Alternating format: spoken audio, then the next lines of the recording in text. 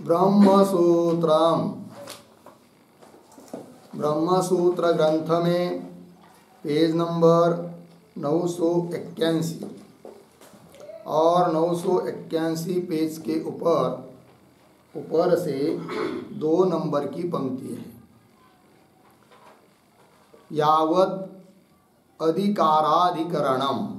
ठीक, तो बात यह चल रही है कि तृतीय अध्याय तृतीय पाद और तृतीय अध्याय के तृतीय पाद का यह 19 नंबर का अधिकरण है और इस अधिकरण का नाम है यावत अधिकाराधिकरणम।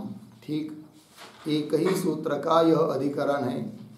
तो चलते हैं, इस अधिकरण के भी जो 6 अंग हैं उनको हम लोग लिख लेते हैं। तो शीर्षक है यावत अधिकाराधिकरणम। उसके नीचे के पंक्ति में कंस में एक वाक्य लिखिए, तत्वज्ञानीनाम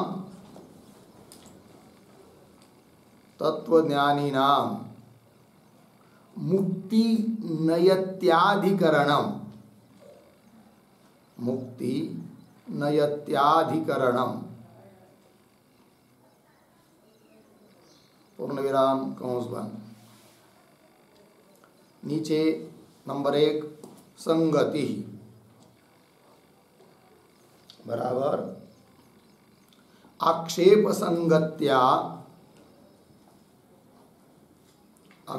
संगत्या इदम अधिकरणम आरभ्यते,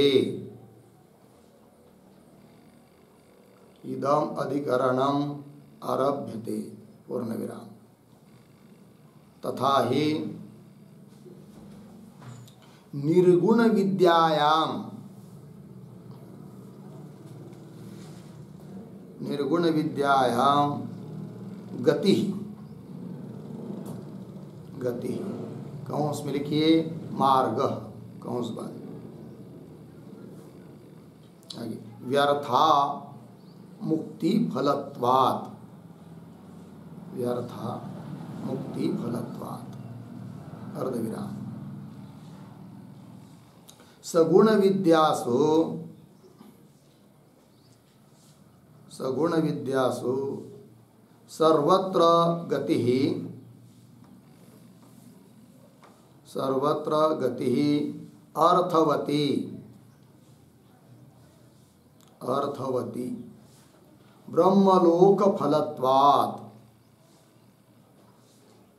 ब्रह्मलोक फलत्वात् इति व्यवस्था कृता, इति व्यवस्था कृता, पूर्ण विराम। तत्र मुक्ति फलत्वात्, मुक्ति फलत्वात् निर्गुण विद्यायाम, निर्गुण विद्यायाम मार्गस्य वैयर्थ्यम यत् उक्तम, मार्गस्य वैयर्थ्यम यत् उक्तम तत् न युक्तम, तत् न युक्तम, अर्धविराम। केषांचित् निर्गुणविदाम, केषांचित् निर्गुणविदाम कंस में लिखे तत्वज्ञानीनाम, तत्वज्ञानीनाम कंस बंद। अपि, अपि इतिहासादौ,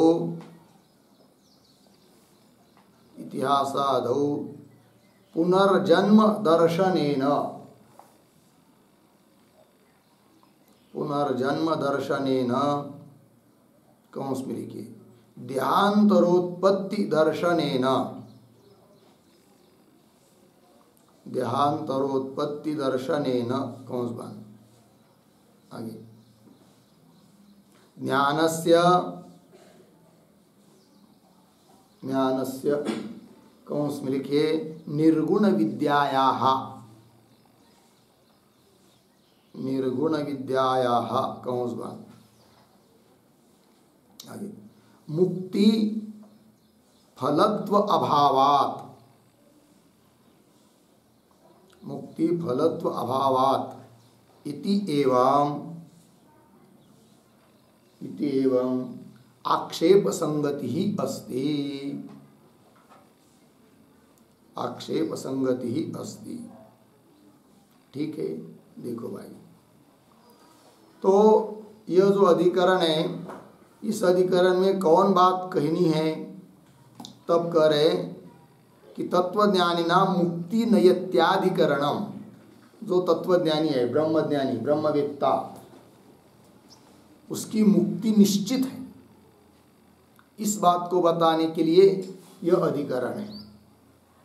फिर नीचे आया संगति, तो पीछे जो सिद्धांत बताया है सिद्धांतियों ने, उस पर आक्षेप किया जा रहा है पूर्व पक्षी के द्वारा। अतः आक्षेप संगति से इस अधिकरण का आरंभ हो रहा है। तो कौन बात पूर्व में कही है कि जिस पर पूर्व पक्षी आक्षेप कर रहा है? तो बता रहे कि तथा ही करके कि पीछे ये बात बताइए कि निर्गुण विद्यायाम गति ही व्यर्था व्यर्था, क्यों? मुक्ति फलत्वा। तो दो विद्या होती है, सगुण विद्या, निर्गुण विद्या, और गति मतलब मार्ग। तो मार्ग की अपेक्षा सगुण विद्या में होती है, निर्गुण विद्या के लिए नहीं, क्योंकि निर्गुण विद्या का फल कोई सगुण विद्या के फल की तरह कोई लोकांतर नहीं है कि जिसके लिए मार्ग की जरूरत पड़े। फिर निर्गुण विद्या का फल क्या है? मुक्ति अर्थात मोक्ष, यही पर है, अतः मार्ग की जरूरत नहीं है, यह बात बताई। और सगुण विद्या के बारे में तो सभी जगह मार्ग की आवश्यकता है, इस बात को बताया था। तो सगुण विद्यासु सर्वत्र गति ही अर्थवती, प्रयोजन वाली है। क्यों? ब्रह्मलोक फलत्वात्, सगुण विद्या का फल ब्रह्मलोक आदि है, किसी देश विशेष में फल है, अतः वहाँ तक जाने के लिए तो मार्ग की जरूरत है, अतः सगुण विद्या को मार्ग की अपेक्षा है। इस प्रकार की व्यवस्था अभी तक की पीछे, उस पर पूर्व पक्षी कहता है कि मतलब आक्षेप करने वाला, तत्र मुक्ति फलत्वात् निर्गुण विद्याया मार्गस्य वैयर्थ्यम यदुक्तम, मोक्ष रूपी फल निर्गुण विद्या का होने के कारण निर्गुण विद्या में मार्ग व्यर्थ है, मार्ग की चर्चा व्यर्थ है, मार्ग की जरूरत नहीं है। यह जो सिद्धांतियों ने कहा तद न युक्तम, वह युक्त नहीं है, पूर्व पक्षी बोल रहा है। बोलेंगे क्यों? इसलिए कि केशांचित निर्गुण विदाम, बहुत सारे कुछ निर्गुण विदाम, निर्गुण विद्या वाले अर्थात तत्वज्ञानी लोग, उनका भी जन्म सुनाई देता है, ग्रंथों में कहा गया है। और यदि ज्ञानी का जन्म नहीं होता, वो मोक्ष को प्राप्त होते, तब तो उनको मार्ग की जरूरत नहीं होती। किंतु ज्ञानी पुरुष को भी जन्म होता है, ऐसे बहुत सारे उदाहरण देकर हम बताएंगे। और यदि ज्ञानी का जन्म होता है, इसका मतलब ज्ञान का फल मोक्ष नहीं है, और ज्ञान का फल यदि मोक्ष नहीं है तो कोई भी फल नहीं, ऐसा तो नहीं हो सकता, कुछ तो फल मानना पड़ेगा। और यदि उस निर्गुण विद्या का अर्थात ज्ञान का फल मोक्ष नहीं है तो लोकांतर ही फल मानना पड़ेगा। और यदि कोई ब्रह्मलोक आदि की प्राप्ति ज्ञान का फल है, यह बात सिद्ध हो जाती है, तो निर्गुण विद्या के लिए भी मार्ग की आवश्यकता है, ऐसा कह रहा है कौन? पूर्व पक्षी आक्षेप कर रहा है। पंक्ति देखिए, तद न युक्तम, क्यों? केशांचित निर्गुण विदाम, तत्वज्ञानियों में भी, इतिहास पुराणों में देखेंगे तो पुनर्जन्म दर्शनेन, अन्य देह की उत्पत्ति ज्ञानी के लिए भी सुनी जाती है, देखी जाती है। अतः ज्ञानस्य अर्थात निर्गुण विद्याया मुक्ति फलत्वाभावात्, मोक्ष फल नहीं है। और फिर मोक्ष फल बताया है, वो ठीक नहीं है। और फिर मोक्ष फल नहीं है तो कोई लोकांतर फल होगा, और लोकांतर कोई फल होगा तो मार्ग की जरूरत उसमें भी पड़ेगी, ऐसा आक्षेप है पूर्व पक्षी का। ठीक है, चलते हैं आगे। तब नंबर 2 विषय, बराबर निर्गुण ब्रह्म विद्यायाः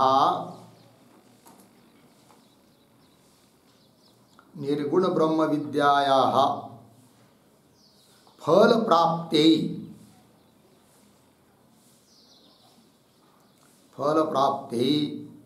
देवयान मार्गस्य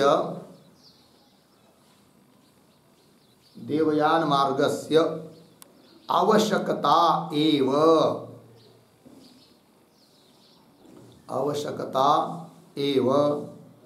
अस्य अधिकरणस्य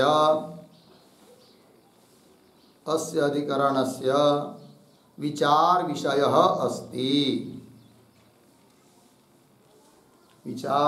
अस्ति। हो गया। देखो भाई अर्थ, तो निर्गुण विद्या का जो फल है उस फल प्राप्ति के लिए देवयान मार्ग की आवश्यकता, यही इस अधिकरण का विचार विषय है। ठीक, आगे चलते फिर नंबर 3 संशय बराबर अपांतरतमा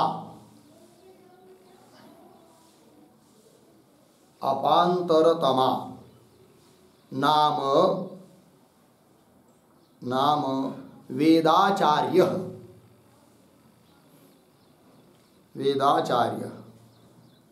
कली द्वापारयोः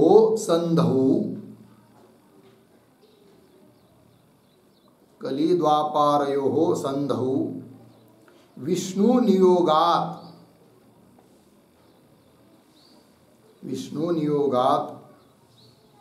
कृष्णद्वैपायनः संबभूव।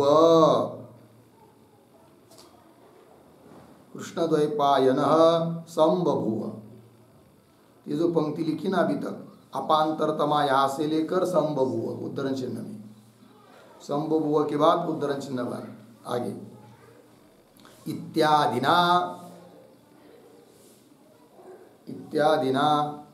अपांतरतम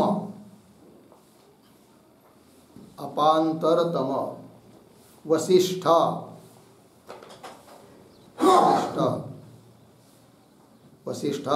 भृगु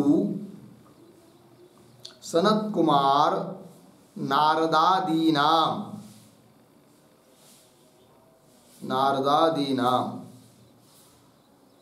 निर्गुण ब्रह्मविदां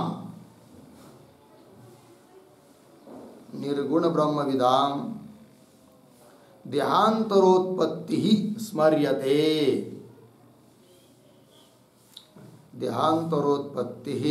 स्मर्यते पूर्ण विराम। आगे तत्र किं विदुषां देहांतरोत्पत्ति दर्शनात्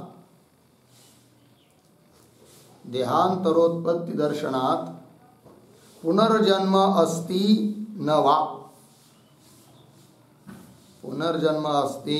न वा इति भवति संदेह।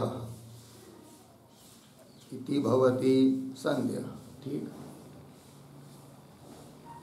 देखो भाई अर्थ, तो संशय क्या है?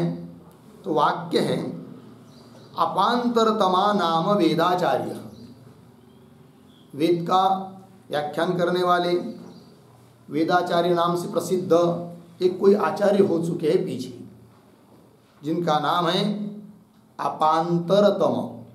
अपांतरतमा। ठीक है, और वे आचार्य भगवान विष्णु के आदेश से कलियुग और द्वापर युग के संधि काल में दोनों के जोड़ पर कृष्ण द्वैपायन नाम से संबभूव उत्पन्न हुई, ऐसा वचन है। इत्यादिना अपांतरतम नाम के आचार्य, उनका जन्म बताया गया है, और वशिष्ठ मुनि, भृगु मुनि, सनत कुमार, नारद महर्षि इत्यादि सब निर्गुण ब्रह्मवेत्ता है, ज्ञानी है, तो भी इनकी देहांतरोत्पत्ति ही स्मर्यते, स्मृतियों में बताई गई है। इनको अन्य देह प्राप्त हुआ करके, उनका पुनः जन्म हुआ करके बताया गया है। फिर ऐसे स्थिति में संशय उत्पन्न होता है क्या? किम विदुषाम देहांतरोत्पत्ति दर्शनात्, विद्वानों की भी, अन्य विद्वानों के लिए भी अन्य देह की उत्पत्ति दिखाई देने से स्मृति ने कही है, इसलिए उनका, विद्वानों का पुनः जन्म अस्ति न वा इति भवति संदेह। ज्ञानी पुरुष का पुनः जन्म होता है या नहीं होता है, ये हुआ संशय।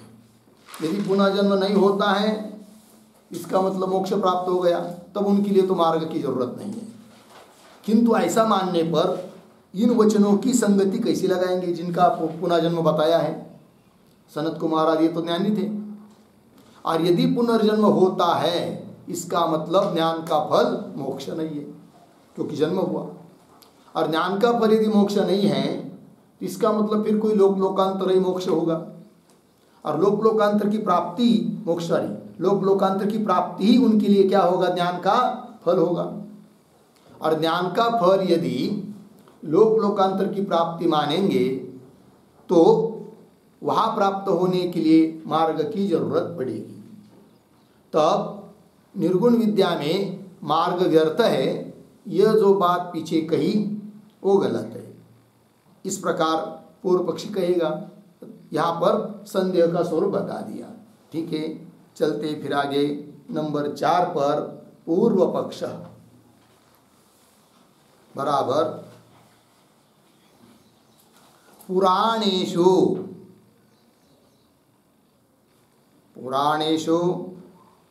अपांतरतमा नाम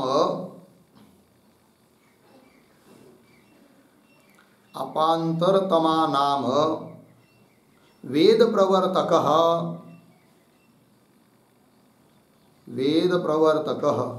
आचार्यः विष्णोः आज्ञया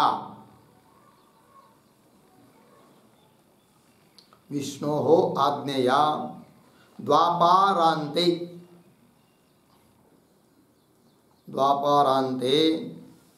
कृष्णद्वैपायन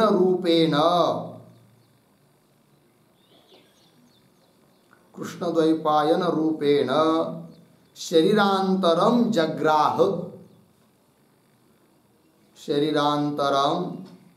जग्राह कंस में लिखिए ग्रहण किया, कंस बंद।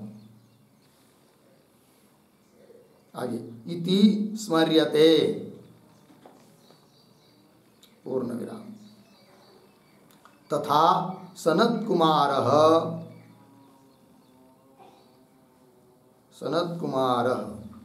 स्कंद रूपेण कंस में लिखिए कार्तिकेय रूपेण, तो कार्तिक स्वामी रूपेण कंस बंद।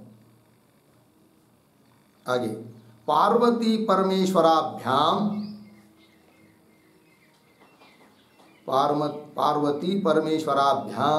अजायत कंस में लिखे उत्पन्न हुए, कंस बंद पूर्ण विराम। एवं अन्ये अपि वसिष्ठादयः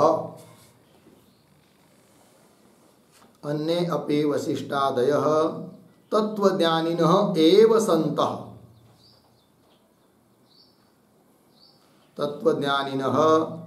सन्तः तत्र शापद्वारा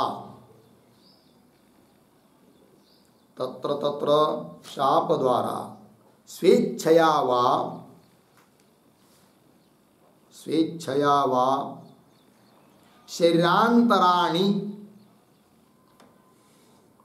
शरीरांतराणि जगृहु कंस में लिखिए ग्रहण किए, कंस बंद। इति स्मरणात् तत्वविदां मुक्ति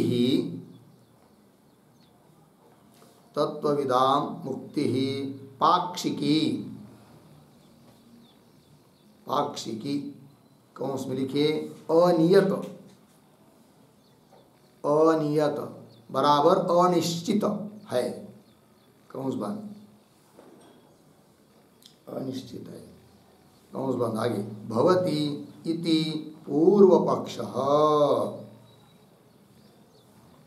इति पूर्व पक्ष।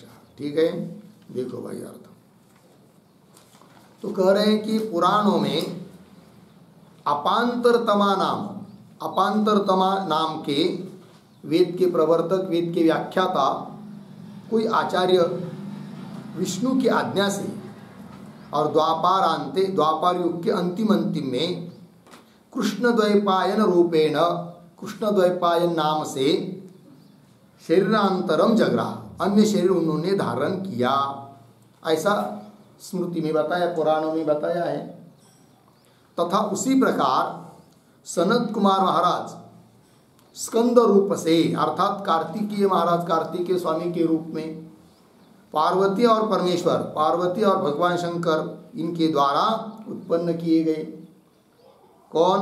सनत कुमार, क्योंकि कार्तिकेय महाराज जो है शंकर भगवान के दो पुत्र, एक कार्तिक स्वामी और दूसरे गणपति। कार्तिक स्वामी जो है वे पहले सनत कुमार थे और सनत कुमार का ही जन्म हुआ कार्तिक स्वामी के रूप में। वो तो ज्ञानी थे सनत कुमार, इसमें कोई संदेह नहीं है, तो भी उन्होंने देह धारण किया, ये बात। इतना ही नहीं, और कह रहे कि एवं अन्य अपि वशिष्ठादय, वशिष्ठ मुनि वगैरह तत्वज्ञानी न एव संत, तत्वज्ञानी होते हुए भी तत्र तत्र उस काल में, उस प्रसंग में शाप के द्वारा, क्यों स्वेच्छा से, क्यों भगवान की आज्ञा से शरीरांतराणी जगृहु, अन्य शरीरों को ग्रहण किए, धारण किया उन्होंने। ये कहा जाता है स्मरण पुराणादियों में। इसका मतलब क्या हुआ फिर कि तत्वविदा मुक्ति पाक्षिकी, तत्ववेत्ताओं के लिए जो मोक्ष मिलता है वो पाक्षिक है, अर्थात अनियत है, अनिश्चित है ही नहीं तत्वज्ञान का फल मोक्ष, ऐसा अभिप्राय पूर्व पक्षी का है कि नहीं। ये पूर्व पक्षी हुआ। फिर आगे चलते हैं नंबर 5 पर, सिद्धांत बराबर ये एते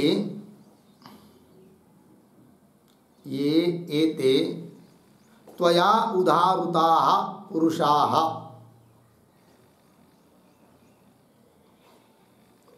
त्वया उदाहृताः पुरुषाः ते सर्वे जगन्निर्वाहकारिणः, जगन्निर्वाहकारिणः, कौन में लिखे? जगत का निर्वाह, जगत का निर्वाह बराबर व्यवस्था, व्यवस्था करने वाले है, करने वाले हैं, कौन बन। आगे संति पूर्ण विराम, फिर आगे तेज पूर्वस्मिन् कल्पे, तेज पूर्वस्मिन् कल्पे महता तपसा, महता तपसा परमेश्वरम उपास्य, परमेश्वरम उपास्य अस्मिन् कल्पे, अस्मिन् कल्पे नाना देहोपभोग्यम, नाना देह उपभोग्यम अधिकारी पदम भेजिरे, अधिकारी पदम भेजिरे, पूर्ण विराम, कौन में लिखिए? इस कल्प में, इस कल्प में अनेक देहों से उपभोग्य, अनेक देहों से उपभोग्य अधिकारी पद को भोग रहे हैं, अधिकारी पद को भोग रहे हैं, पूर्ण विराम, कंस बन। आगे क्ष क्षीणे प्रारब्धे कर्मणे, क्षीणे प्रारब्ध कर्मणे मोक्षन्ते, मोक्षन्ते पूर्णविराम। तथा तथा अनारब्ध कर्मणाम, अनारब्ध कर्मणाम तत्वज्ञानेन, तत्वज्ञानेन दाहस्य दाहस्य निवारयितुं, दाहस्य निवारयितुं अशक्यत्वात्, अशक्यत्वात् तत्वविदां मुक्ति ही नियता,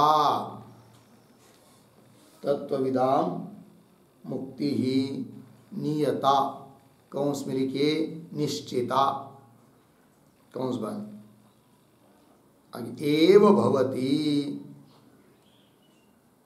एव भवति इति सिद्धान्तः, इति सिद्धांत। ठीक है, देखो भाई अर्थ। तो सिद्धांती बोल रहे हैं पूर्व पक्षी को, ये एते त्वया उदारुता पुरुषा, जो ये सब तुम्हारे द्वारा उद्धृत किए गए पुरुष वशिष्ठादि, वे सब ते सर्वे जगन निर्वाह कारिण, जगत का निर्वाह करने के लिए है, अर्थात जगत की व्यवस्था करने वाले हैं, भगवान के द्वारा परमात्मा के द्वारा नियुक्त है।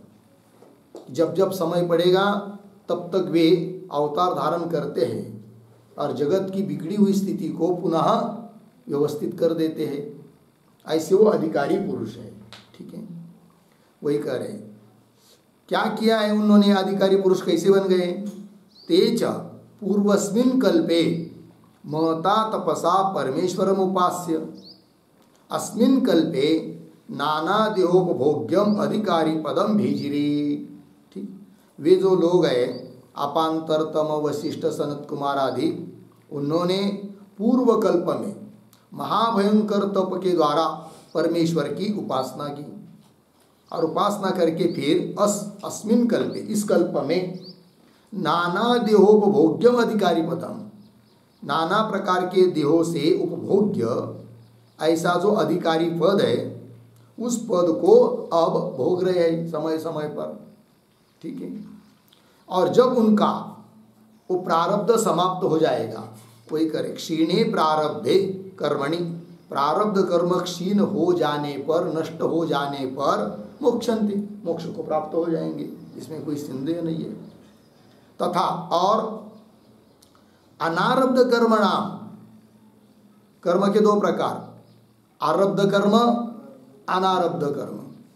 आरब्ध कर्म मतलब जिसकी भोग के लिए आरंभ हुआ है, आरब्ध कर्म, उसको ही कहते प्रारब्ध, नसीब। ठीक है कि नहीं? हो सकता है कितने भी जन्म का हो सकता है वो प्रारब्ध, वो तो भोगना ही पड़ता है कि नहीं? किंतु दूसरा जो है कर्म का भेद, अनारब्ध कर्म, आरब्ध कर्म अनारब्ध कर्म। अनारब्ध मतलब जिसके उपभोग के लिए आरंभ नहीं हुआ है ऐसा कर्म, उसके दो भेद, एक संचित और क्रियमान। और ज्ञान के महात्म्य से संचित कर्म जल जाता है और क्रियमान भी जल जाता है, उसका दाह होता है, बच गया केवल प्रारब्ध।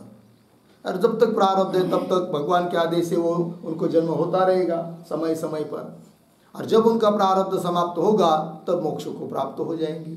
ये व्यवस्था है। तथा अनारब्ध कर्मणाम तत्वज्ञानेन, अनारब्ध कर्मों का तत्वज्ञान से दाह होता है, इसका निवारण कोई नहीं कर सकता है। निवारयितुम अशक्यत्वात्, अर्थात नष्ट होता है तत्वज्ञान से अनारब्ध कर्म। इसलिए तत्वविदां मुक्ति नियता, तत्ववेत्ताओं के लिए मोक्ष निश्चित ही मिलेगा, मिलता है, इसमें कोई संदेह नहीं। ये हो गई सिद्धांत की बात। ठीक है, आगे चलते फिर नंबर 6 प्रयोजनम बराबर पूर्व पक्षे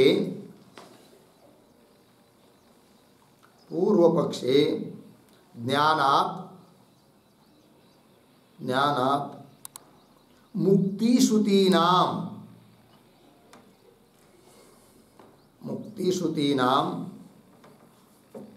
ज्ञान स्तुति मात्रत्वेन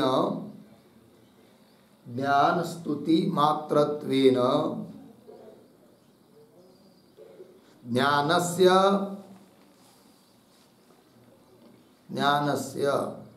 कौंस में लिखे निर्गुण ब्रह्म विद्यायाः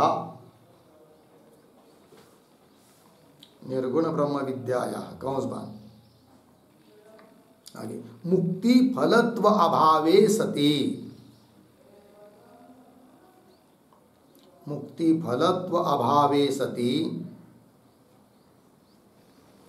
ब्रह्मलोक फलत्व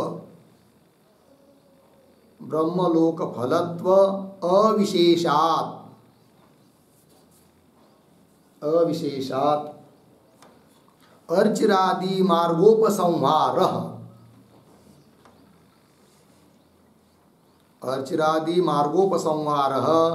फलं भवति पूर्णविराम। सिद्धांते तु निर्गुण ब्रह्म विद्यायाः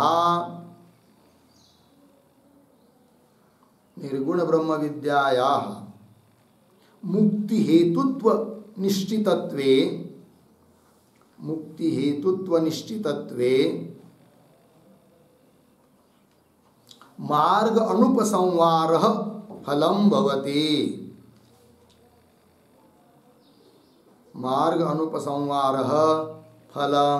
भवति। पूर्णविराम। इति उभयोः फलभेदः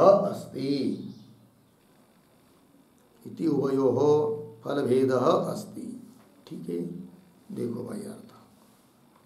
तो पूर्व पक्ष में क्या फल है वो कह रहे कि पूर्व पक्ष में ज्ञानात् मुक्ति श्रुति नाम, ज्ञान से मोक्ष रूपी फल मिलता है, ऐसे जो भी वाक्य है श्रुति स्मृति के, वे सब ज्ञान की स्तुति के लिए है। केवल ज्ञान से मोक्ष नहीं मिलता, ऐसा कहता है पूर्व पक्षी।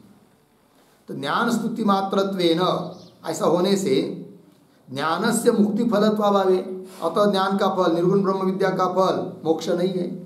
और यदि मोक्ष फल नहीं है तो ब्रह्मलोक फलत्व विशेषा, ब्रह्मलोक रूपी फल ही सामान्य रूप से होगा। और उसके लिए तब तो अर्चरादि मार्गों का उपसंहार आवश्यक है। तो अर्चरादि मार्गों का उपसंहार संग्रह निर्गुण ब्रह्म विद्या में भी है, ऐसा पूर्व पक्षी के लिए फल।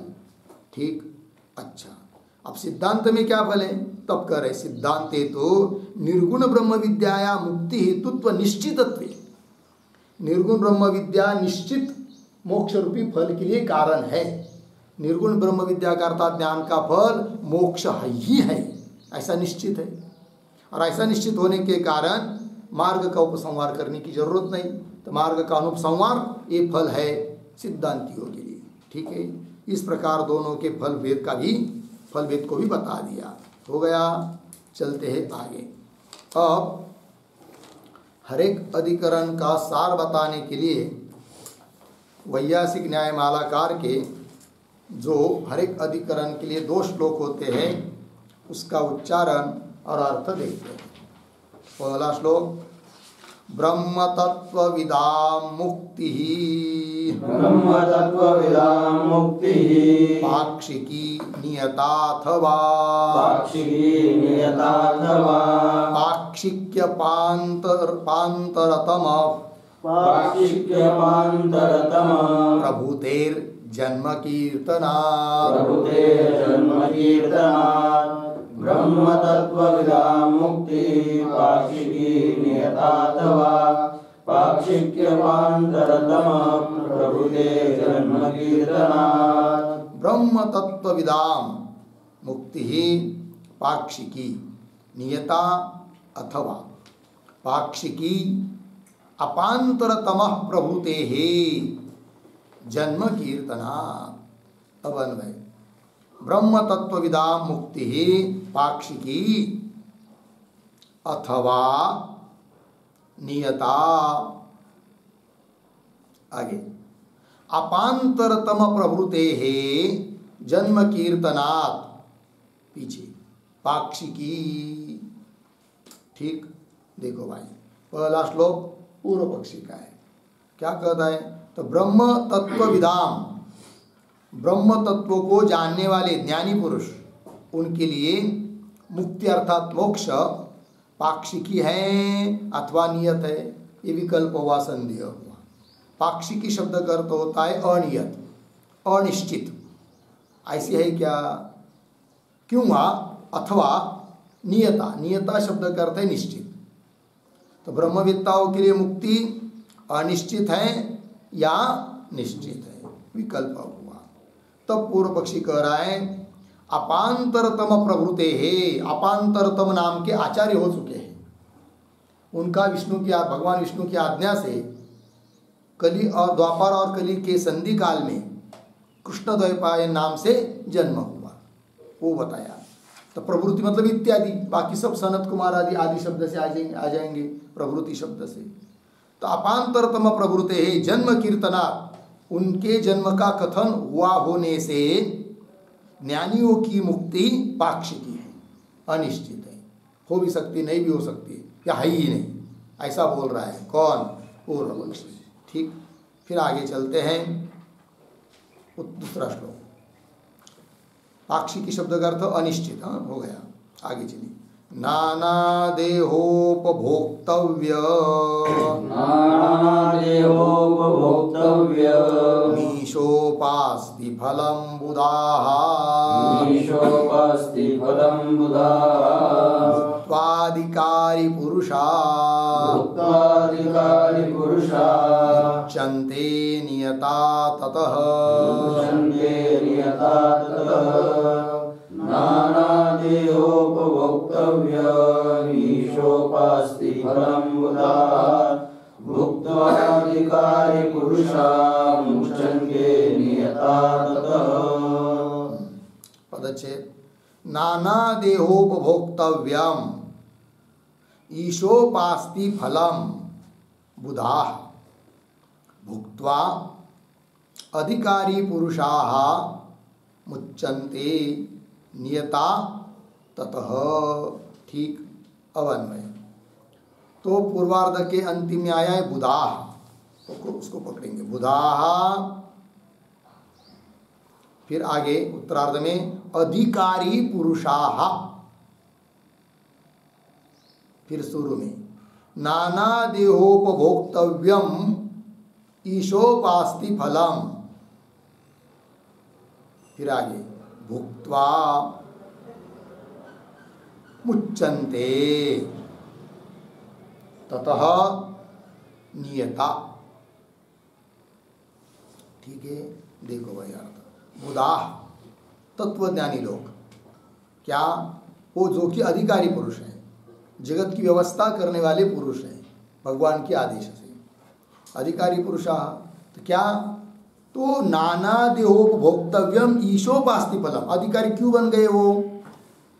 तो उन्होंने पीछे के कल्प में भगवान की बहुत उपासना की, जिसका फल नाना देह की प्राप्ति है। नाना देहों के द्वारा, नाना अनेक देह के द्वारा उपभोक्तव्य, उपभोग करने योग्य, ऐसा जो ईशोपास्ति फल, ईश्वर की उपासना का फल, वो फल फिर आगे भोक्त्वा, भोग कर अंतिम में मुच्यन्ते, मुक्त हो जाते हैं।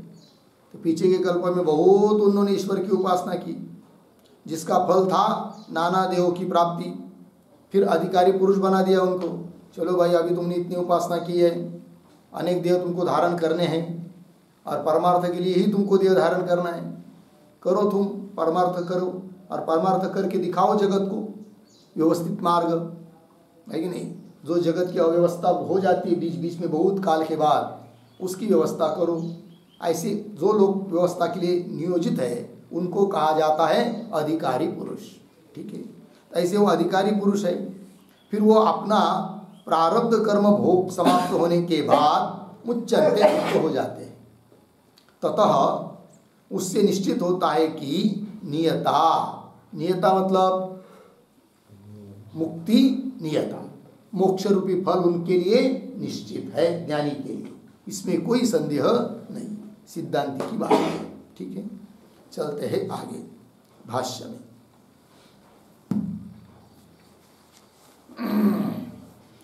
देखिए, विदुषः वर्तमान देह पातानंतरम देहांतरम उत्पद्यते न वा इति चिंत्यते।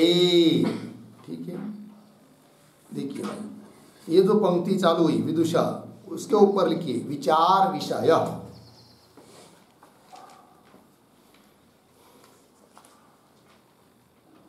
और विदुषा इत्यादि पंक्ति के पूर्व में एक वाक्य भी लिखते, छोटा सा अवतरण, विषय संशयौ विषय संशयौ दर्शयति दर्शयति विदुषः इति। ठीक है, विषय और संशय को दिखा रहे हैं विदुषः इत्यादि पंक्ति से। तो पंक्ति देखिए, विदुषः ज्ञानिनः इत्यर्थः। तो विदुषः वर्तमान देह पातानंतरम, विद्वान पुरुष का, ज्ञानी पुरुष का वर्तमान कालीन जो देह है वो पड़ने के बाद, गिरने के बाद, मरने के बाद उसको फिर देहांतरम उत्पद्यते, अन्य देह उसके लिए उत्पन्न होता है या नहीं होता है, न वा इति चिंत्यते। चिंत्यते का अर्थ है विचार्यते, इस बात का विचार इस अधिकरण में किया जा रहा है। ठीक है, आगे चलिए। ननु विद्यायाः साधनभूतायाः संपत्तौ कैवल्य निवृत्ति स्यात् न वा इति न इयं चिंता उपपद्यते। ठीक है, अब ये जो पंक्ति चालू हुई है ननु, उसके ऊपर लिखिए आक्षेप, और थोड़ा शब्दों का अन्वय भी। ननु एक शब्द छोड़कर, साधन भूतायाः पीछे, विद्यायाः आगे, संपत्तौ आगे, संपत्तौ कैवल्य निवृत्ति स्यात् न वा इति, इति के बाद एक शब्द जोड़कर यम चिंता, फिर पीछे न, आगे उपपद्यते।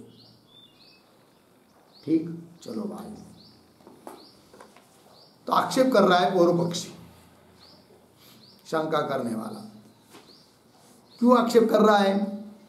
तो ये जो पंक्ति चालू हुई है ननु, उसके पूर्व में एक वाक्य लिख लीजिए अवतरण के रूप में,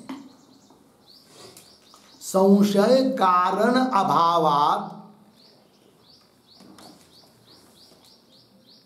संशय कारण अभावात् विचारम आक्षिपति, विचारम आक्षिपति ननु इति।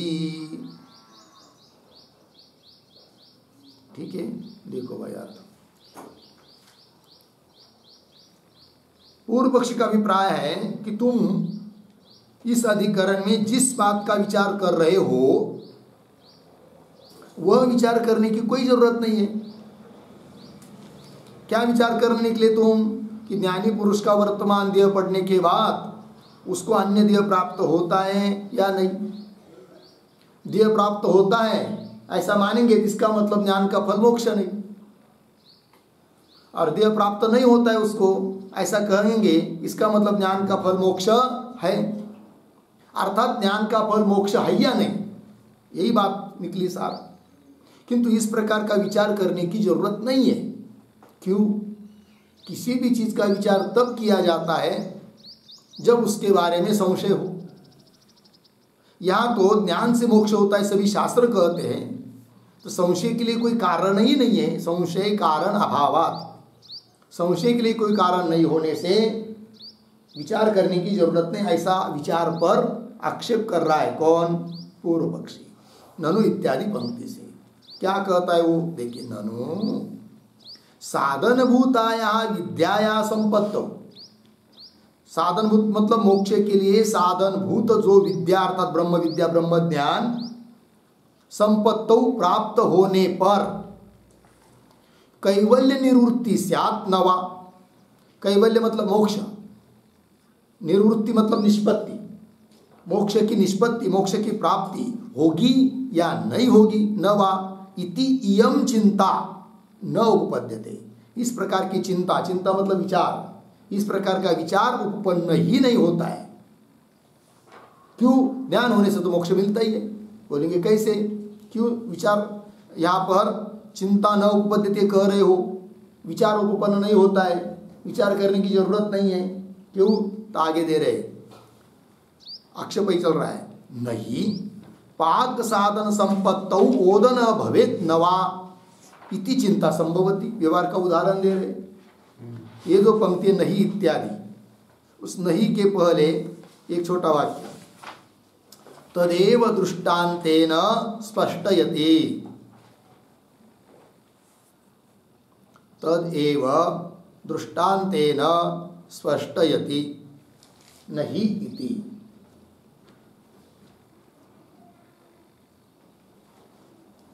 ठीक है, जो पीछे की पंक्ति में कहा उसने क्या कि चिंता न उपपद्यते, चिंता उत्पन्न नहीं होती, विचार उत्पन्न नहीं होता है, विचार करने की जरूरत नहीं है, उसी बात को दृष्टांत देकर स्पष्ट कर रहा है आक्षेपकर्ता।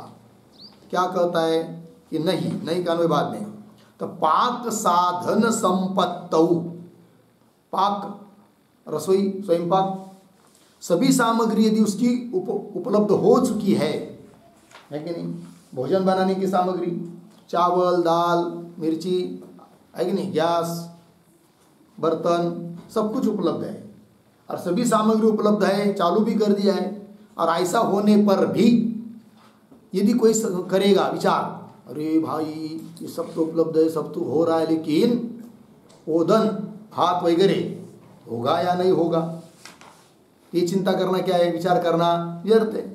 क्योंकि भात ही बनाने के लिए निकले हैं, सभी सामग्री उपलब्ध है तो होगा ही ना, तो उसके बारे में पुनः क्या चिंता, क्या विचार करना है, क्या संशय लेने की जरूरत है, ये कह रहा है आक्षेपकर्ता। पाक साधन संपत्तौ, पाक के साधन सभी सामग्री उपलब्ध होने पर ओदन भवेत न वा, क्योंकि उस समय हो सकता है ओदन मुख्य आहार रहा होगा, आज भी तो मुख्य ही है, भारत में अधिकतर लोग क्या खाते हैं, भात ही खाते हैं। ओदन भवेत न वा इति चिंता नहीं संभवती, ये चिंता विचार नहीं होता है, ये कह रहा है। और दृष्टांत दे रहा है भाई, नापि भुंजान तृप्पेत न वा इति चिंत्यते, है कि नहीं। ये भी जो पंक्ति नापी, नापी के पहले एक वाक्य अवतरण, सत्याम सामग्र्याम, सत्याम सामग्र्याम असति प्रतिबंधे, असति प्रतिबंधे कार्य निश्चये अपि, कार्य निश्चये अपि कुतः विद्यया, कुतः विद्यया सद्यो मुक्ति, सद्यो मुक्ति इति आशंक्य आह, इति आशंक्य आह नापि इति।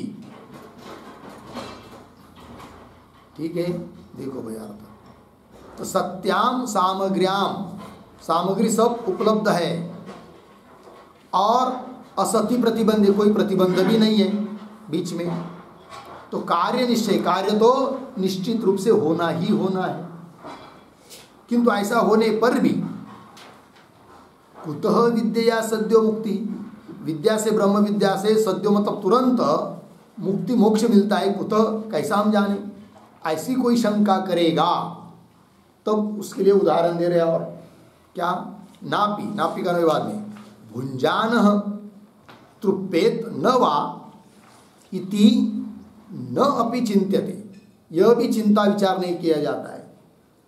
जैसे कि कोई भोजन कर रहा है, भुंजान, और भोजन कर रहा है तो भोजन करने के बाद उसको तृप्ति होगी या नहीं होगी, ऐसा कोई विचार करता है क्या? बिल्कुल नहीं, क्योंकि निश्चित है भोजन कर रहा है तो तृप्ति होना ही है। उस प्रकार ज्ञान प्राप्त हुआ है तो मोक्ष तो निश्चित है। और यदि मोक्ष निश्चित है फिर ज्ञानी को पुनः देह प्राप्त होगा या नहीं, अर्थात मोक्ष मिलेगा या नहीं मिलेगा, यह चिंता करना ही व्यर्थ है, उपपन्न नहीं होता है विचार, जिसके लिए तुम अधिकरण का आरंभ कर रहे हो। ऐसा आक्षेप कर रहा है पूर्व पक्षी। ठीक, चलिए। नापि भुंजान तृप्येत न वा इति चिंत्यते, यहाँ तक आक्षेप हुआ।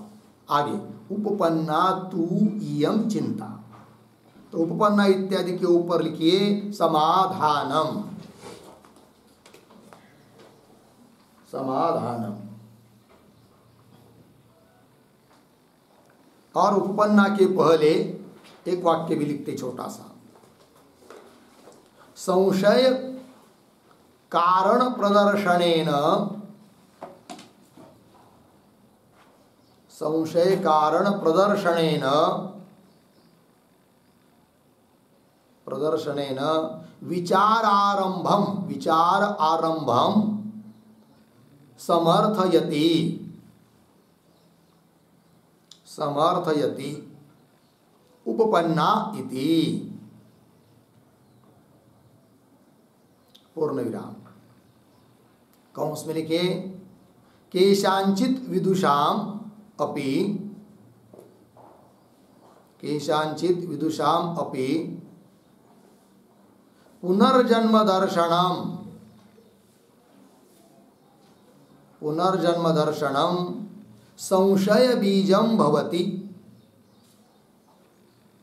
संशय बीजम भवति इति अभिप्राय, इति अभिप्राय। पूर्ण विराम कंस बंद। ठीक है, देखो भाई अर्थ, संशय कारण प्रदर्शनेन, अब उत्तर देने वाले सिद्धांती संशय का कारण दिखाते हुए प्रदर्शनेन विचार आरंभम समर्थयति, विचार का आरंभ होना उचित ही है, इस बात को कहेंगे। तात्पर्य क्या, केशांचित विदुषाम अपि पुनर्जन्म दर्शनम, संशय बीजम, संशय का बीज, संशय का कारण क्या, कुछ विद्वानों का पुनर्जन्म दिखाई देता है, इसलिए संशय होता है, संशय का बीज है। तो पूर्व पक्षी लोग आक्षेप करने वाले संशय लेते हैं, अतः उनको उत्तर देने के लिए हमको अधिकरण का आरंभ करना उचित है। तो संशय क्यों होता है उनको, इसलिए होता है कि ज्ञानी पुरुष को भी, किन्हीं किन्हीं ज्ञानी पुरुष को भी जन्म दिखाई देता है, इसलिए उनको संशय हो जाता है कि ज्ञान होने से उसको पुनः जन्म होता है या नहीं, अर्थात मोक्ष मिलता है या नहीं। चलिए आगे, उपपन्ना तु इयम चिंता, चिंता मतलब विचार, इयम चिंता उपपन्न, यह चिंता उपपन्न युक्ति युक्त है। कैसे, आगे देखिए, चिंता के बाद अर्धविराम। आगे, ब्रह्मविदाम अपि केशांचित इतिहास पुराणयोः देहांतरोत्पत्ति दर्शनात्, ये दे दिया अन्वय थोड़ा सा, केशांचित फिर पीछे, ब्रह्मविदाम अपि, आगे इतिहास पुराणयोः, आगे सरल है, कुछ ब्रह्मवेत्ताओं के लिए भी, वेत्ताओं में भी इतिहास पुराण में यह बात कही है, कुछ ब्रह्मवेत्ताओं के बारे में इतिहास पुराण में यह बात कही है, क्या, देहांतरोत्पत्ति बताइए, देहांतरोत्पत्ति दर्शन, अन्य देह की उत्पत्ति दिखाई देती है, किन किन के लिए, केशांचित ब्रह्मविदाम अपि देहांतरोत्पत्ति दर्शनात्, कुछ ब्रह्मवेत्ताओं की अन्य देह की उत्पत्ति दिखाई देती है, कहाँ पर, इतिहास पुराण। तो बोलेंगे कैसे, जरा उदाहरण से बताओ हमको, हमको क्या मालूम कौन ज्ञानी और किसको जन्म हुआ, तब करे, तथा ही अपांतरतमा नाम वेदाचार्य पुराण ऋषि विष्णु नियोगात् कलिद्वापारयोः संधौ कृष्णद्वैपायनः संबभूव इति स्मरन्ति। पहला उदाहरण, ठीक, देखिए, अपांतरतमा नाम के एक कोई आचार्य हो चुके हैं पीछे, जिनको कहते हैं कि वेदाचार्य, अर्थात वेद का अध्यापक, वेद को पढ़ाने वाले, ऐसे कोई अपांतरतम नाम के आचार्य, और उनको एक और विशेषण पुराण ऋषि, क्योंकि पुराण को भी वो देखते थे, पुराण को जानते थे, पुराण का व्याख्यान करते थे, इसलिए उनका नाम पड़ गया क्या, पुराण ऋषि। जब उनका वो देह समाप्त हुआ, वो तो ज्ञानी थे, किंतु भगवान विष्णु की आज्ञा से उनको पुनः जन्म लेना पड़ा। तो विष्णु नियोगात, नियोगात शब्द का अर्थ होता है, नियोग शब्द का अर्थ या आज्ञा, नियोगात आज्ञा, आज्ञया आज्ञा के कारण। कली द्वापारयो संधौ, द्वापर समाप्त हो रहा था, कलयुग आरंभ होने जा रहा था, दोनों के संधि काल में। कली द्वापारयो संधौ, संधि में कृष्ण द्वैपायन संबभूव, कृष्णा द्वैपायन नाम से वो उत्पन्न हुए। कौन, अपांतरतम नाम के ज्ञानी आचार्य। संबभूव इति स्मरन्ति, ऐसा स्मृति कहती है। एक उदाहरण दिया और आगे, वसिष्ठश्च ब्रह्मण मानसपुत्रः सन् निमिषापात् अपगत पूर्वदेह पुनः ब्रह्मादेशात् मित्रावरुणाभ्याम संबभूव इति, ये उदाहरण है। ठीक, वशिष्ठ मुनि जो कि ब्रह्मदेव के मानस पुत्र है। मानस पुत्र का मतलब मन में संकल्प लिया, संकल्प किया ब्रह्मदेव ने, है कि नहीं, कि उत्पन्न हो जाए, तब तुरंत उत्पन्न हो जाते, अतः उनको कहते क्या, मानस पुत्र। मन के संकल्प से उत्पत्ति हुई है, ब्रह्मदेव के मन के संकल्प से इनकी उत्पत्ति हुई है, अतः ब्रह्मदेव के ये क्या हो गए, मानस पुत्र। कौन, वशिष्ठ महाराज। तो ब्रह्मण मानस पुत्र सन, ब्रह्म के मानस पुत्र होते हुए भी वशिष्ठ महाराज, और वो वशिष्ठ महाराज ज्ञानी है, इसमें कोई संदेह नहीं है, ज्ञानी थे, तो भी निमिषापात, निमि नाम की कोई हो चुकी है इतिहास में, कोई उर्वशी आदि, चाहे कौन जो भी कुछ होगा, उसने क्या दिया था इनको, शाप। कथा कल्पतरु में चाहे किसी पुराण में कथा ढूंढ कर लाइए और हमको बताइए, फिर वो कथा भी आकर कह देंगे, ठीक है ना। चलिए, तो निमि शापात, निमि का लग गया क्या, शाप। फिर क्या हुआ, जब उनका वो देह समाप्त हुआ, अपगत पूर्व देह, उनका जो पूर्व देह था वो जब नष्ट हुआ, प्रारब्ध समाप्त होने के बाद उस देह का, तो अपगत पूर्व देह पुनः ब्रह्मादेशात, पुनः ब्रह्मदेव के आदेश से मित्रावरुणाभ्याम संबभूव, मित्रा नाम की स्त्री, वरुण नाम का उनका पति, उनके द्वारा वो उत्पन्न हुए वशिष्ठ महाराज पुनः, अर्थात ज्ञानी पुरुष का भी पुनः जन्म बताया यहाँ पर, संबभूव उत्पन्न हुए इति। इतना ही नहीं, और उदाहरण, भृग्वादीनाम अपि ब्रह्मण एव मानस पुत्राणाम वारुणे यज्ञे पुनः उत्पत्ति श्रूयते। ठीक, थोड़ा अन्वय, ब्रह्मण एव मानस पुत्राणाम, फिर पीछे भृग्वादीनाम अपि, आगे वारुणे यज्ञ, आगे सारा है, ब्रह्म के ही, ब्रह्म मतलब ब्रह्मदेव के ही मानस पुत्र कौन, भृग्वादि ऋषि, उनका भी वारुणे यज्ञ, वरुण के यज्ञ में, वरुण ऋषि का जो यज्ञ था उस यज्ञ में पुनः उत्पत्ति श्रूयते, पुनः उत्पत्ति हुई, ऐसा श्रुति बताती है। ठीक है, तो यहाँ पर भी उदाहरण मिल गया ज्ञानियों का जन्म। और दे रहे भाई, सनत कुमार अपि ब्रह्मण एव मानस पुत्र स्वयं रुद्राय वर प्रदानात् स्कंदत्वेन प्रादुर्बभूव। ठीक, थोड़ा में, ब्रह्मण एव मानस पुत्र, पीछे सनत कुमार अपि, आगे स्वयं, आगे सरल है। ठीक है, ब्रह्मदेव के ही मानस पुत्र और एक है, कौन, सनत कुमार, सनत, सनंदन, सनक वगैरह चार है ना भाऊ, चार बंधु है ना, वो सभी ज्ञानी है। ठीक है, तो उसमें से सनत कुमार जो है, उन्होंने वर दिया था भगवान शंकर को, है कि नहीं, भगवान शंकर को पुत्र की जरूरत पड़ी, पुत्र नहीं हो रहा होगा, फिर तपस्या की, या कुसमा ये सनत कुमार के साथ चर्चा हुई, फिर विनंती की, अरे भाई हमको तुम्हारा जैसा पुत्र होना चाहिए, तब वर दे दिया सनत कुमार ने। ठीक है, तुम्हारे उदर में मैं पुत्र रूप से जन्म लूंगा, ऐसा भगवान शंकर को वर दिया, किसने, सनत कुमार ने। इतना अधिकार उनका। तो ब्रह्मण एव मानस पुत्र सनत कुमार अपि स्वयं रुद्राय, रुद्राय शंकर भगवान महादेव, रुद्राय वर प्रदानात्, स्वयं उन्होंने महादेव को वर दिया था और वर देकर वो उस वर के अनुसार स्कंदत्वेन प्रादुर्बभूव। स्कंदत्वेन मतलब कार्तिक स्वामी रूपेण, ऐसा अर्थ लिख के रखिए। स्कंदत्वेन, स्कंद मतलब नाम है किसका? कार्तिक स्वामी का। कार्तिक स्वामी के रूप में स्वयं सनत कुमार देह धारण करते किया, उन्होंने जन्म लिया। प्रादुर्बभूव उत्पन्न हुई, लग गए इतना। आगे चलिए। एवं एव दक्ष नारद प्रभृति नाम भूयसी देहांतरोत्पत्ति कथ्यते तेन तेन निमित्तेन स्मृतौ।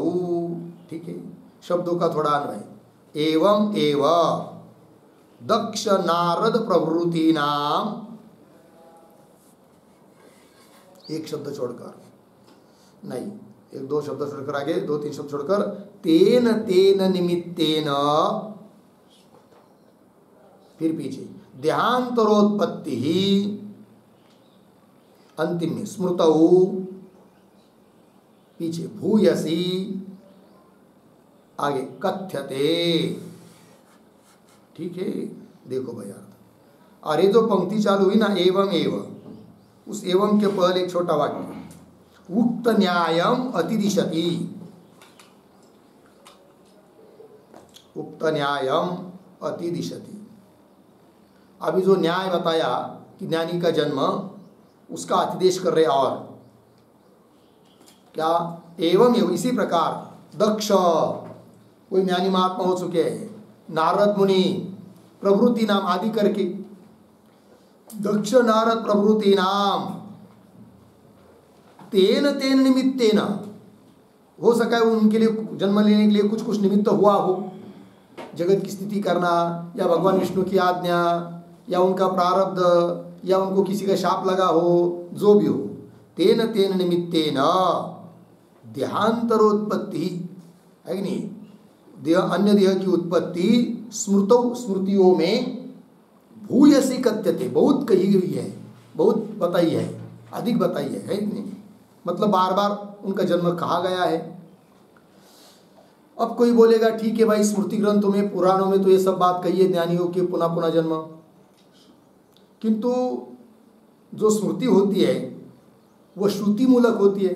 हो सकता है जिन स्मृतियों में बताया हो उनके लिए कोई श्रुति मूल न हो, और यदि श्रुति मूल नहीं है, ऐसी जो स्मृतियां वो अप्रमाण मानी जाती है। तो हो सकता है ये अप्रमाण श्रुतियां बताई हो आपने, तब कह रहे नहीं नहीं, श्रुति में भी ये बात कही है। वही आगे की पंक्ति, श्रुतौ अपि मंत्रार्थवादयो हो प्रायेण उपलभ्यते। ठीक है, ये जो पंक्ति चालू हुई श्रुतौ, तो उसके पूर्व में एक वाक्य, स्मृतेः स्मृतेः मूलाभावात्, मूलाभावात् अप्रामाण्यम,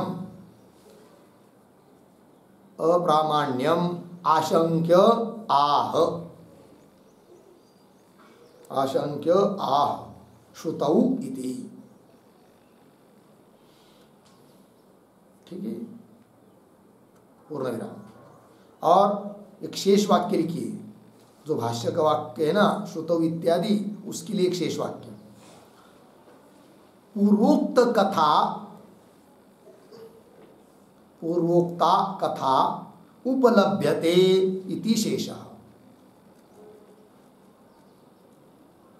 पूर्वोक्ता कथा उपलभ्यते इति शेषः।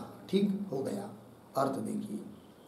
तो स्मृति है मूलाभावात्, स्मृति के लिए तो श्रुति मूल होती है, किंतु मूल न होने से अप्रामाण्यम, ये स्मृतियाँ सब अप्रमाण होगी, ऐसी कोई शंका करता है तो कहते ठीक है, फिर हम आप श्रुति का ही प्रमाण देते हैं।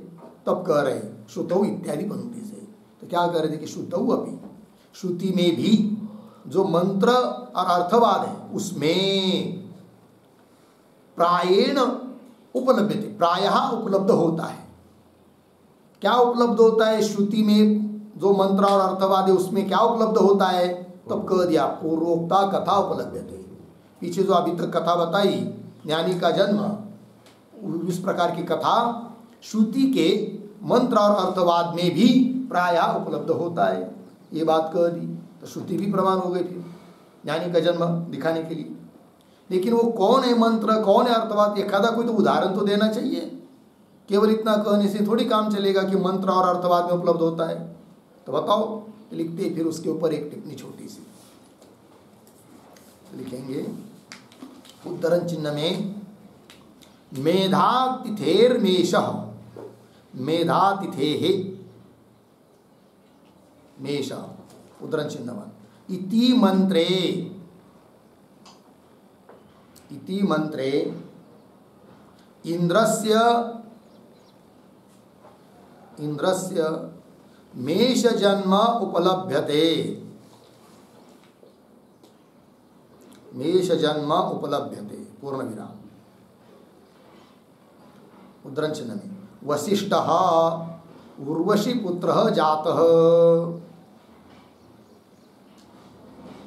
वसिष्ठः उर्वशी पुत्रः जातः उद्धरण चिन्ह में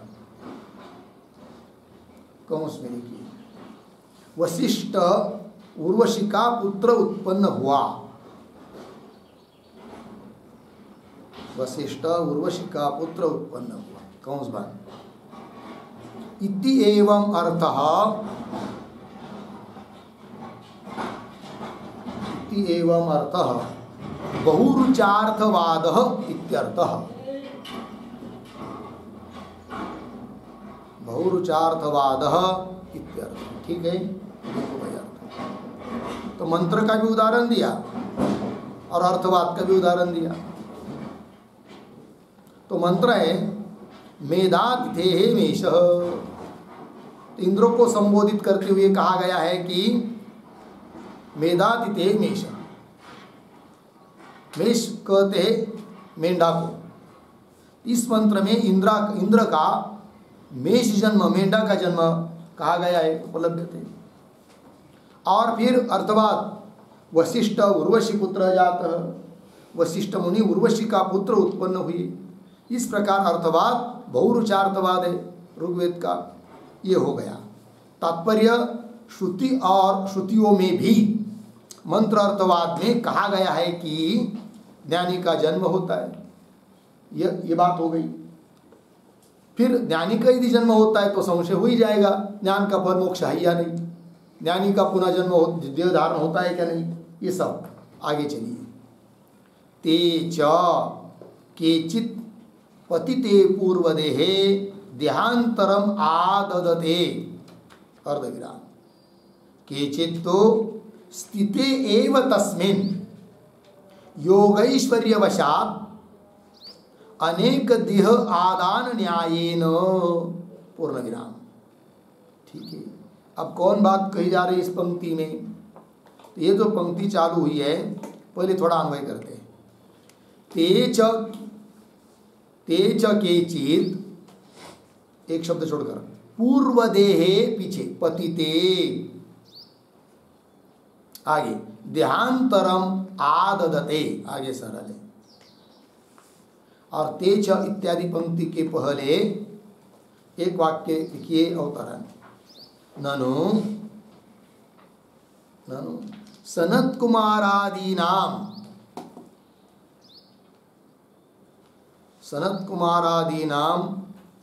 पूर्व शरीर त्यागा भावात्,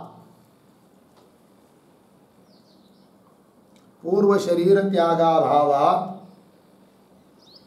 न देहांतरोत्पत्ति स्यात्,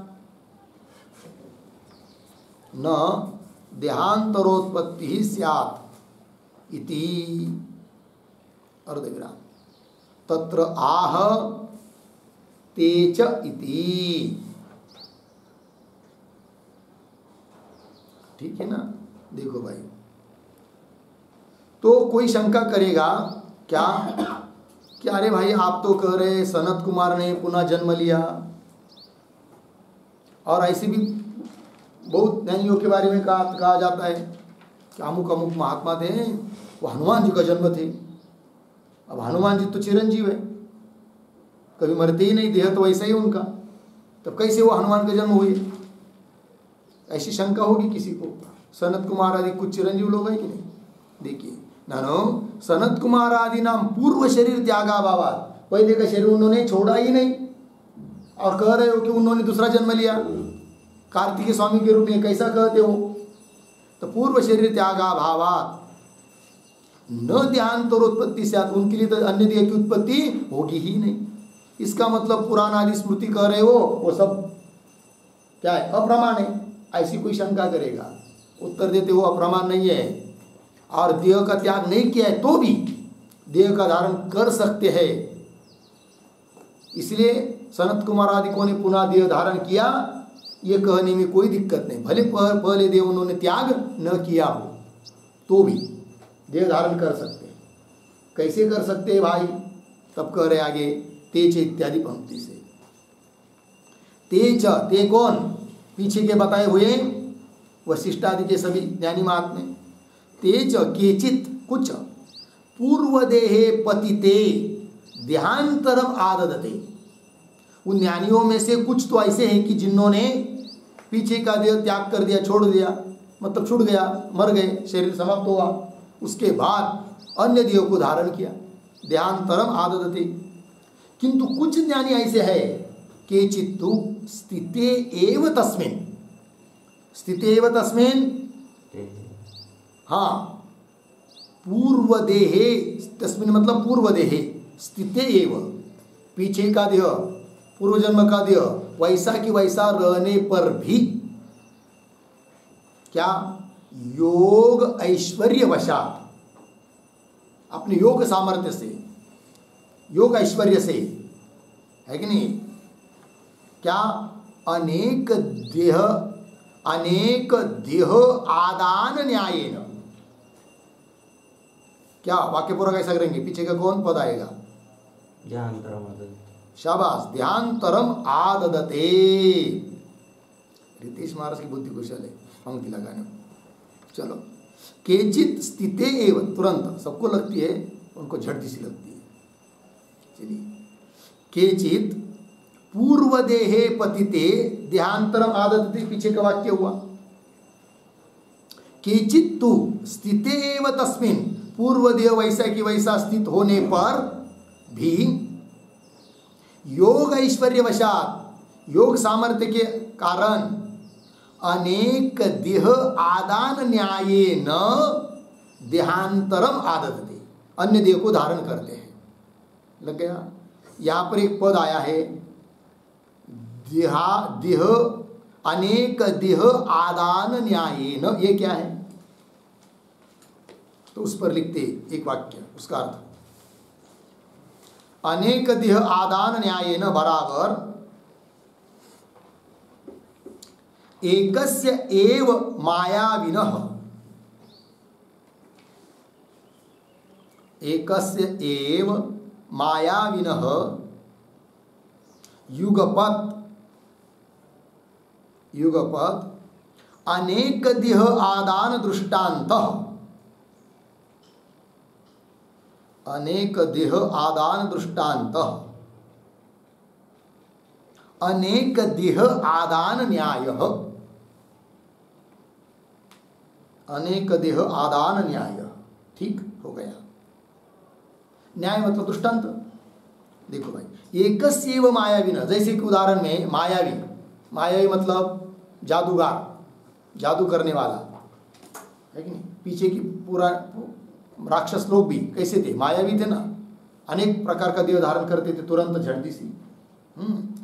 उस प्रकार आज भी जो जादूगर लोग है, गारुडी वगैरह, वो भी देह धारण करते अन्य अन्य थोड़ी देर के लिए। एकस्यैव मायाविनः युगपत्, एक ही काल में वो मायावी जादूगार अनेक देह को धारण करता है। अनेक देह आदान दृष्टांत, इसी को कहते अनेक देह आदान न्याय।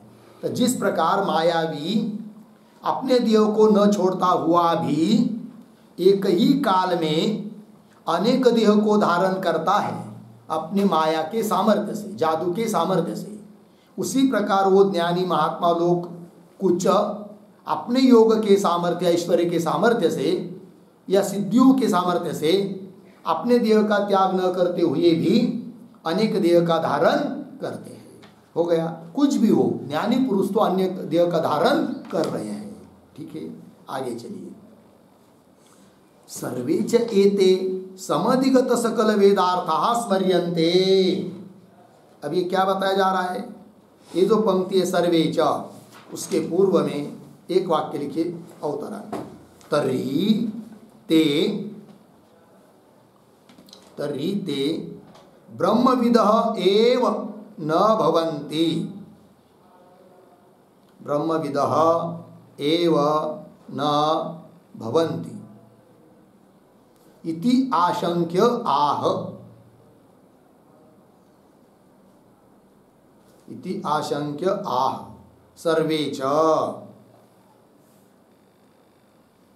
ठीक है, देखो भाई, अभी तक बताया कि ज्ञानी पुरुष देह धारण करते हैं, देह धारण करते हैं, सब बताया।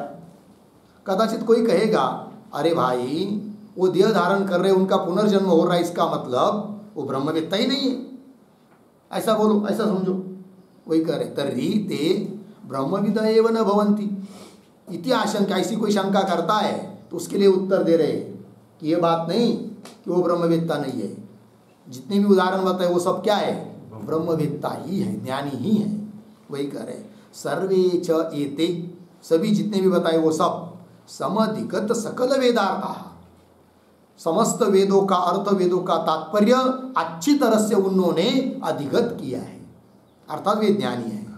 ऐसा स्मृति ग्रंथों में कहा गया है।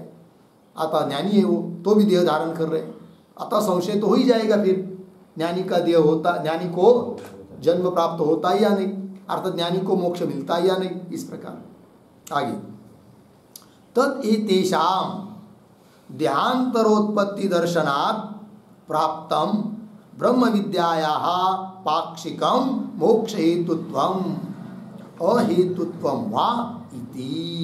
ठीक है, थोड़ा सा आगे के नहीं, हाँ कुछ नहीं, पंक्ति पुनः देखिए, एक शब्द तदेतेषां देहांतरोत्पत्ति दर्शनात्, इतना हुआ, फिर एक शब्द छोड़कर ब्रह्म विद्यायाः पाक्षिकम मोक्ष हेतुत्वम अहेतुत्वम वा इति पीछे प्राप्तम।